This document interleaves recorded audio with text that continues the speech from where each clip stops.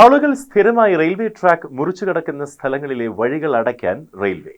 വന്ദേ ഭാരത് ഉൾപ്പെടെയുള്ള വേഗം കൂടിയ തീവണ്ടികളുടെ വരവും മറ്റ് തീവണ്ടികളുടെ വേഗം വർദ്ധിപ്പിച്ചതും മുൻനിർത്തിയാണ് നടപടി. 294 ഇടങ്ങളാണ് പാലക്കാട് ഡിവിഷനിൽ റെയിൽവേ നടത്തിയ പരിശോധനയിൽ അടയ്ക്കേണ്ടതായി കണ്ടെത്തിയത്. ഇതിൽ 18 സ്ഥലങ്ങളിൽ വഴി അടച്ചു കഴിഞ്ഞു. മറ്റിടങ്ങളിൽ അടയ്ക്കുന്നതിനുള്ള മുന്നൊരുക്കങ്ങളും പൂർത്തിയായിട്ടുണ്ട്. ഇനി അടയ്ക്കേണ്ടതായുള്ള സ്ഥലങ്ങളുണ്ടോ എന്നും പരിശോധിക്കുന്നുണ്ട്.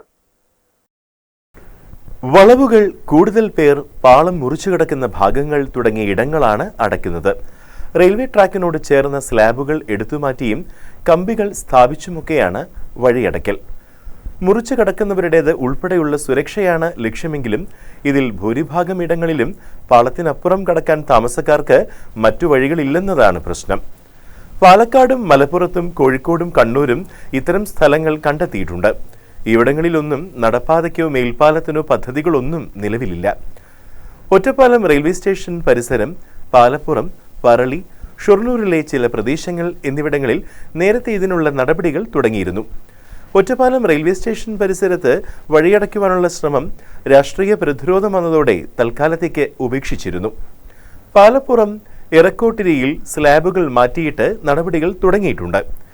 തെരഞ്ഞെടുപ്പ് ഫലപ്രഖ്യാപനത്തിനു ശേഷം ഇത്തരം വഴിയടയ്ക്കൽ തുടരുമെന്നാണ് സൂചന.